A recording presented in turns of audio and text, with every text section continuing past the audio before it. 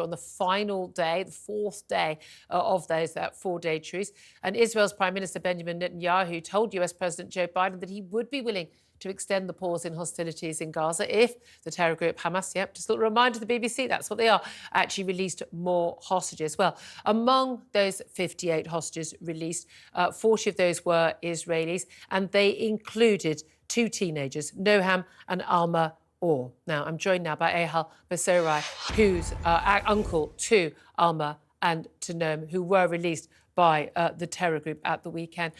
Thank you very much indeed for talking to us, Ahal. Appreciate you joining us. Thank you so much for having me.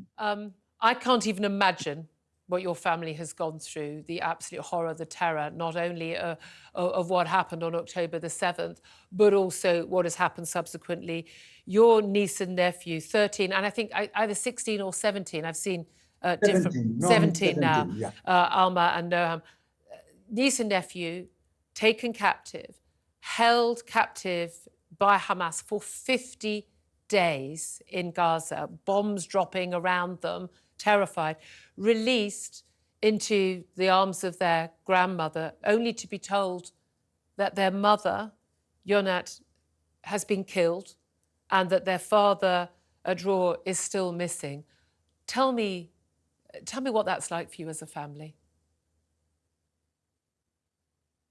I think it's sort of mixed feelings. It's jubilation and happiness that they are back alive. But obviously this is mixed with sadness for my sister who was murdered by Hamas terrorists, and for my brother-in-law who is still presumed to be hostage in Gaza. And you don't know for sure that he's there? You don't know for sure? There is a presumption that he is in Gaza. There is no, from my understanding, no 100% verification that he is, but this is a presumption on which we rely. And we've seen this with other families, haven't we, where a little Irish-Israeli girl who thankfully released at the weekend, as well as the arms of her father. She lost her mother many years ago, but she's taken, and the father thought that she'd been taken, then thought she was dead, and then found out she was taken. I mean, this roller coaster of emotions. You've been trying to support your family through this. What is it? You say, jubilation and happiness mixed with sadness. Of course, I mean, you've lost your sister. You don't know where your brother-in-law is, whether he is alive or not. To at least have the children back, I mean, it's got to be the biggest relief. But do we know yet what they have actually gone through? Because it seems we are hearing some very different accounts of how people were treated when they were held hostage. So they were not treated with a kid's glove, to say the least. I don't want to go into details of what they shared with me about the way they were treated, but it wasn't sitting and watching television and waiting. Was it with cruelty? So again, I really don't want to I understand. say I respect that. And let me explain. There are a lot of other parents whose children are still in captivity. What our children experience or endured is not necessarily a representation of what other people go through or might go through. So I don't want to create additional stress and worry for these other parents. That's a very, very valid point. I completely understand and respect that. And this is the thing to remember.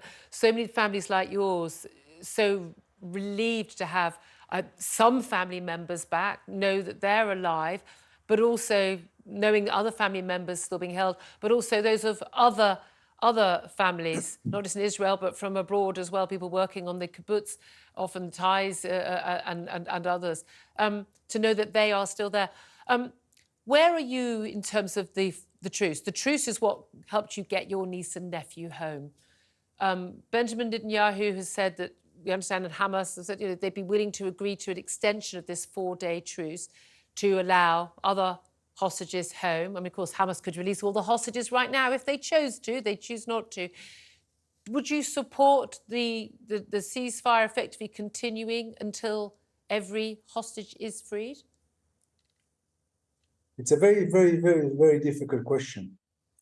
First, I think, it's important to understand that Hamas does not, this terrorist organization, ISIS-like terrorist organization, does not treat the hostages like human beings.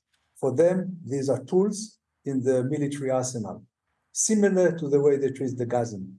Ask them to go back to the north of Israel, to the north of Gaza, use them as human shield, use hospitals, schools, mosques as terrorist centers. So I think this is the first thing that one needs to realize here. You deal with a vicious, sadistic, and cruel terrorist organization. I think they, in my view, they came to this truce with Israel, not out of the love for release of hostages, but because of the Israeli military pressure that was put on them. Yeah.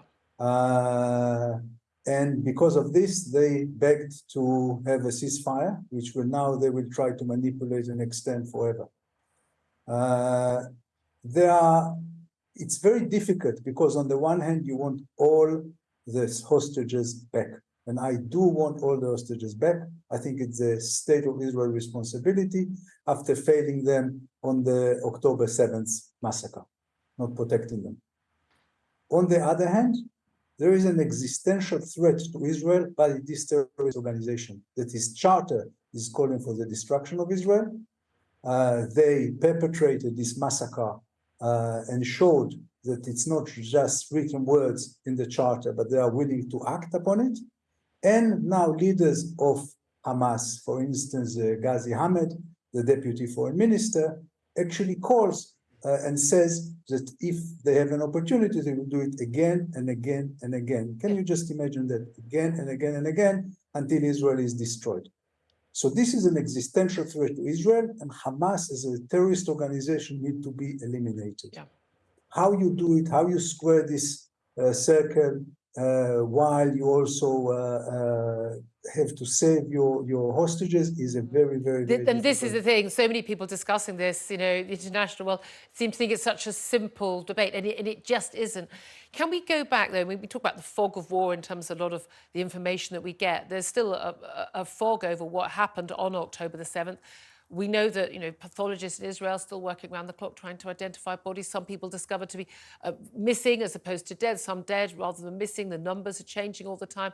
Some of the horror stories that have come out, again, many these things, these horrible events captured on video, captured on the body cam of the Hamas fighters, the Hamas terrorists themselves, or even broadcast by them to the world. Again, people think it's propaganda. Well, it's from Hamas themselves. So, but what happened to your niece and nephew on the day, and to your sister and brother-in-law?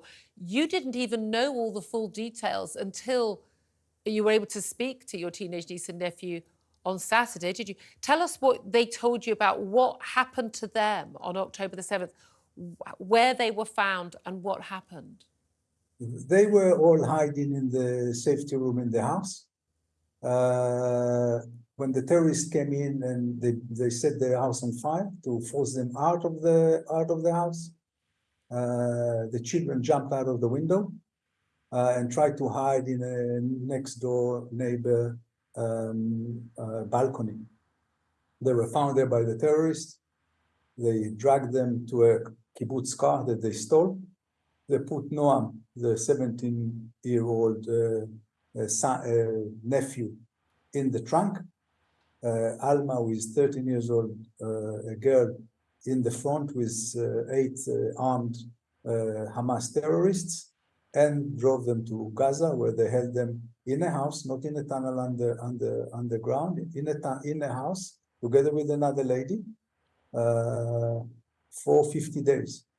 What I found out today, that they supported each other, and they actually had a diary that they wrote together, the 3 of them, but they were not allowed to take it by the terrorists. Yeah, but they had no idea that their mother had been killed, your sister. No. So when they came back to Israel and released, so first to put more psychological pressure on the lady that left behind. They didn't actually tell her that they were releasing the children. So for as far as she's concerned, maybe they killed them. Okay, so there is this sadistic approach. And when they brought to Israel, they had no clue about anything really. And the first news that they had to confront was that their mother was murdered by Hamas terrorists on October 7th. Let's use the correct word. You're right. Can you tell us, as much as you know, what happened to your sister? To my sister? We have no idea what happened to my sister and how she was murdered. They pulled out 120 bodies out of Kibbutz Be'eri, and after 2 days, we were informed that one of them was that of my sister. We were we were working on the assumption that they were all pulled out together from the safe room. Not that the children were separated from the parents from the outset. This came to us also as a surprise when they came back. And another small anecdote that today the grandfather that draws my brother-in-law father told me. So when they were walking, hand in hand towards the Red Cross car, Noam actually was telling Alma how sorry he was for the Gazan because they are staying behind and they go to Israel. Just to show how even in this dire place that he found himself, he still had it in his heart to think about others, and even others that held him captive for 50 days. Absolutely extraordinary that he had those feelings. This horror isn't over for Israel, for all the other families, and indeed for your own family, still missing your brother-in-law, and still grieving for your sister, and also the trauma that those two young people, your niece and nephew, have gone through. Absolutely harrowing events. I suppose now it's just about families coming together and being supportive and loving, and just hoping they can, I suppose, in some way move on with their lives. But I can't imagine that's going to be easy or even possible at this time. What are your hopes for the future? I hope that they will heal from it. I think they have a lot of inner strength. You can see it when you talk to them. It's not an easy time for them. Yeah. They've been through a lot. I asked Alma today, on a video call, what is it that she's missing? And she said, I miss my parents and I miss my friends because she's not seen them yet. They are coming maybe later today or tomorrow to see her. And it's just heartbreaking that a girl, 13 years old, done harm to no one, had to be abducted from her home at 6:30, 9:30 in the morning, and being put through all this hardship from which she might never completely recover. Absolutely. My heart goes out to you and your family. Please send our best wishes to them, and we wish you all well, and we'll keep everything crossed that you do find your brother-in-law, the father to to Alma and to Noam, and you do get him back safe and well from Hamas. Thank you.